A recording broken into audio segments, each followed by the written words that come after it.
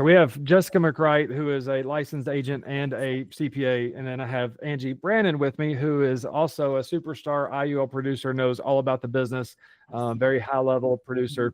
So I just wanted to talk to you guys about how to use taxes and how to set up basically Angie and myself as a business. So I know these questions, but I'm going to ask it because I want the users to hear this from Jessica so that she can explain exactly how this works. Because I hate taxes. Y'all know I say that all the time. Taxes make my head hurt. So Jessica, one, am I an incorporation? Am I a S corp? Am I a C? What am I? Okay, so you're actually an LLC and you took an S election. So most people start out as LLCs. That's to separate themselves from the business. So if any lawsuits come up, they can, not be responsible. But our goal is to take an S election to put you on payroll to completely separate you from your business. This is where you're going to be able to get in and put your kids on payroll as long as they're under 17. You can pay them in 2025 up to $15,000, and that turns around and ends up being tax-free on your end. Also being on payroll, it allows you to pay your Medicare and Social Security tax up front, so you're not being tagged for that at the end of the year on a 1099.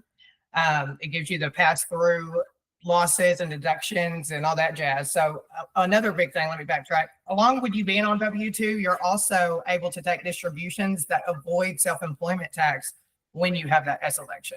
So it benefits you in a lot of different ways. You can also put your health insurance on your business side, take that deduction. Like you were talking about with your IUL, as long as you have an S election or a corporation, you're able to use anything that you pay your IUL with for your employee as a tax deduction. There's just a lot of avenues when it comes to your business with the S election that benefits you not being on a 1099. So let me make sure I understand this right. So basically, I'm a company. My company makes money. But my company, I would normally be a 1099, but I am actually a W-2 employee of my own company, correct? Yes, you are. And the idea is I pay myself a salary of, roughly $40,000 a year, right? Yeah. And that is money that I have to pay income tax on, right? Yes. And the money that goes to my business, how does that, I don't pay income tax on that? No, you are paying. So your business is actually paying the employer side. So if you see right here, you have your employer Social Security. So any 1099s that are distributed into your business, they're going to go ahead and take care of your employer side of Social Security, federal unemployment, your Kentucky. Then you yourself on your W-2, they're going to pull out your federal withholding, your side of Social Security, and your side of Medicare. So basically, your business is taking care of all the taxes that need to be taken care of and passing your W-2 wages on to you. And so at the end of the year, when you get your tax return, you've already paid in all your tax. And then any additional distributions you take out, you avoid the self-employment tax because you're already a W-2.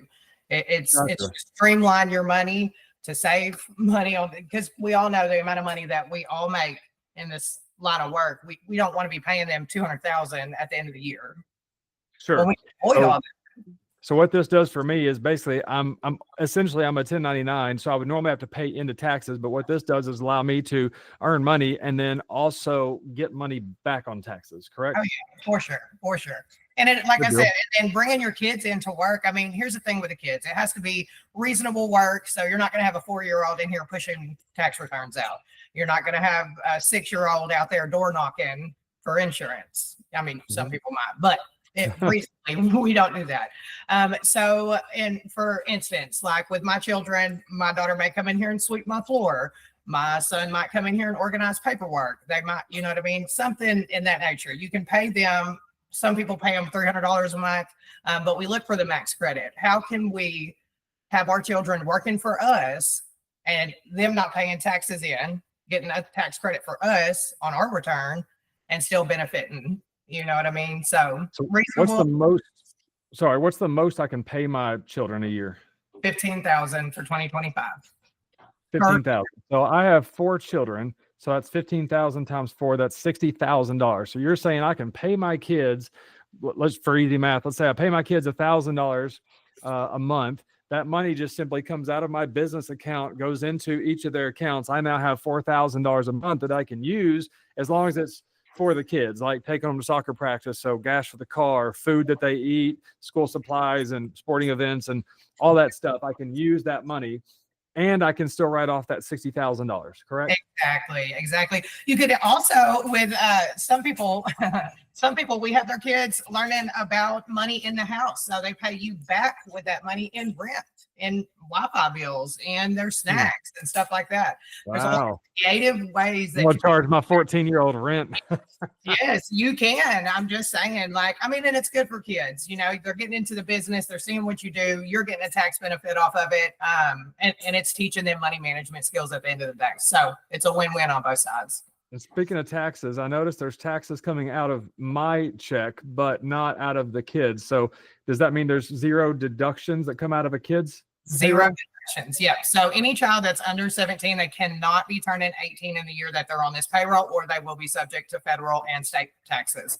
So that's a really good benefit of putting kids on payroll, because they don't have to pay federal taxes. They are That's exempt awesome. federal, Medicare, Social Security, state, and your locality. So Wow. So, and another question I had was, on my website, I've got this link because I'm not really allowed to tell people how they can write off their insurance premiums if they're a business owner or a 1099. But I've got this link here to the section 162 of this company that I found. They have a nice little illustration of kind of how it works. But I mean, they can go read this on the screen. But essentially, if I'm not mistaken, like my IUL, for example, I use that as an infinite bank. I mean, banks are putting money in life insurance. That's where they invest their money, not in the IRAs that they sell, oddly enough. So I put $100,000 a year into an IUL. And since I am the owner of the business or just a key employee, essentially I can bonus myself enough money and write off every penny of that. Am I correct? you can, but you have to make sure that the business owns it. Yeah. So explain how that works, please. So the businesses are going to be able to put basically a retirement life insurance policy on their key employee. That is going to be the employee that's, the best of the best in the business, or the only employee in the business. That's going to protect them in case something happens to that employee. They're able to pay out that employee or bring somebody else in. There's kind of a lot of moving parts when it comes to that. But at the end of the day, as long as that business is paying for that key employee insurance, it is a write-off for the business. And then that write-off, whatever's left in your S Corp, is what's going to flow into your personal. So essentially, you're going to have two returns when we run like this. You're going to have an S Corp return with your income and deductions, and this key employee insurance is a deduction. And then it passes on to the employee, which is you. Gotcha. So basically, you just showed me how to write off $160,000 a year as a business owner. It's a bunch of write-offs. When you start getting into the S elections or the C Corps, there are so many benefits for your business. I don't recommend just anybody jumping out there and taking an S election. I see it all over TikTok all the time. It is a horrible idea. You have to have a tax plan in place. You have to have somebody that knows what they're doing. Say that again slower for me. I'm a little slow sometimes. So you said people on TikTok are saying what? To jump into LLCs with S elections. And I do not suggest that, because it could cost you more money in the long run. So if you're making at least, I want my clients to at least be making $80,000 a year after all their deductions. If they're not grossing that after their expenses, I'm not putting an S election on you. I'm just not going to do it. It's too much paperwork. It's too much. It's just too much and no benefit at all. So, and that's including wages being paid out. So when I mean all deductions, I mean all. That S election needs to be sitting with at least $80,000 in that return for us to process, for it to be any benefit at all. Gotcha. Very nice. Angie, what kind of questions do you have? Anything? No, I'm absorbing all this great info. I'm thinking ahead. All right. So she's got a 14-year-old, so she can hire her 14-year-old and do the same thing. What about her other two kids that are early 20s? So she can hire them on, but she would be responsible, the business would be responsible for paying half of their employer side of Social Security, Medicare. So Social Security and Medicare are split down the middle, is how they want it to look. Split down the middle. Employer side, your S election will pay half of that, and then the employee will pay their share with the federal and stuff. So how does it benefit her though? Can she still write that off since they're 21? So wages are always wrote off. If your children are needing some income, I have some people who just want their children to work with them. It's not as big a benefit once they're over 18, but if they're working for you, it's still a deduction for the business. and they're still getting their credits for Social Security. So, I mean, it does benefit them. It's just not a major benefit like a child being under 17. That's nice. I'm gonna throw one extra little wrench at you we didn't plan to talk about, but so since you're a tax advisor, I saw a tax advisor that has a book and he talks about all the benefits. Speaking of an IUL, he talks about all the benefits of life insurance in general and how people aren't utilizing all those tax benefits. And he even says that, for example, an IRA, if you get into that like a 401k, you're basically going to be locked into that for 30 or 35 years until you no longer work at that company, whether you quit or get fired or retire or whatever. You don't have access to that money. But with life insurance, you do. So can you kind of talk about why life insurance would be better to put your money into as a retirement account instead of a traditional 401k? Like, what are the perks there?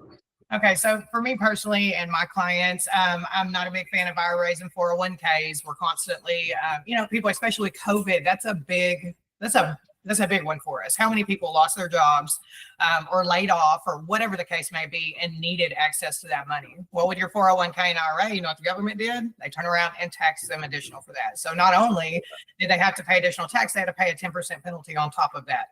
What benefit is that?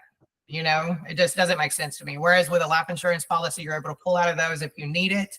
You're able to pay it back in time. I mean, it's not going to go. And also, life insurance is tax free, whereas IRAs and 401ks are not. You know what I mean? So that's the biggest thing. So if I go pull out of my life insurance policy, I'm not going to turn around and pay tax on that on my return. They won't even know about it. You know what I mean? So that's the biggest benefit: avoiding 10% penalties and not paying tax on it. I like to play the retirement game with people. I don't know if you've seen this on my TikTok or Instagram or Facebook or whatever, but when I talk to people, I hold up two hands. Have you seen me do this? And I ask them, like, would you rather have option A or option B? We'll play with Angie. We'll let Angie play this game. So Angie, pick your own retirement plan, and you're gonna know where I'm going with this. But it's funny how people get tricked into the wrong one every day, and they don't know it. But if I give them the option, they always pick the right one. So watch this. Angie, do you want to earn an average of 4.1% or an average of 10? 10. Very good. I like you so far. Do you want to pay taxes, Angie, or not? No. Very good. You're like, is this a trick question? How about this? Do you want to pay penalties to touch your money like she was just talking about, or no penalty? You can touch it any age for any reason. No penalty. All right. What about fees to manage your account? Like a 401k has, let's say a 1% management fee, and people don't understand that 1% equates out to 28.8% over a 35-year period because of compounding interest. So if you had $1 million and you paid them 1%, people think, well, I paid them 10 grand to manage my money for 35 years. No, you paid them about $300,000 to manage your money for all those years. So you earned $1 million in your account, you got 700 of it, and your partner got the 300,000. So do you want to pay any of those fees to manage your account or no fees to manage your account? No fees. And then here's a big one. Would you like to lose money every time the market crashes or have a guarantee that says you can't lose money ever? Guarantee. Cool. You picked option B every time. So, and there's a couple bonuses with option B. You also have a legacy and a living benefit. You notice I don't sell it as that's the main event. That's a benefit. The benefit is when you die, you get to pass along your money, your wealth, tax and probate free to a beneficiary. That's tax code 1078. Look what I learned from Jessica. That's the beauty of this is, and then you also have the living benefits, critical terminal, cancer, heart attack, stroke, all that stuff is also built into all these plans for free now. But when we talk about IULs, like all the tax benefits or just life insurance in general, when life insurance was invented 200 years ago, it was supposed to be a vehicle where people put money into it and it grew tax-free, tax code 7702. Jessica, tell me if I'm wrong on any of these. And then you could take loans out of that and send your kid to college or buy a piece of property or start a business or whatever. And that's tax code 72E because that's also tax-free when you pull that money out. And then one of the features of the policy, not the main event, but one of the features was that when you die, you get to transfer your wealth to, let's say, your spouse, tax and probate free.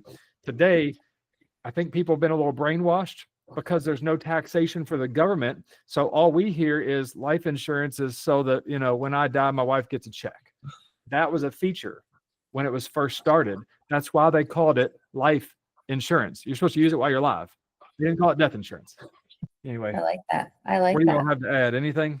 I do have something to add, actually. Okay, so I don't know how much y'all deal with qualified long-term care policies, but I feel like this is also another benefit to the S Corp side or corporation side of a business, especially for people who want to avoid like relying on Medicaid, draining their savings, all that good jazz.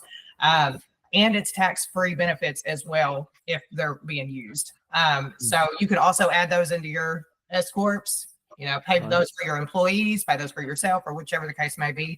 Protect yourself in the long run. And no, that's another stream of income because you will need it one day that you can access and benefit you now and later.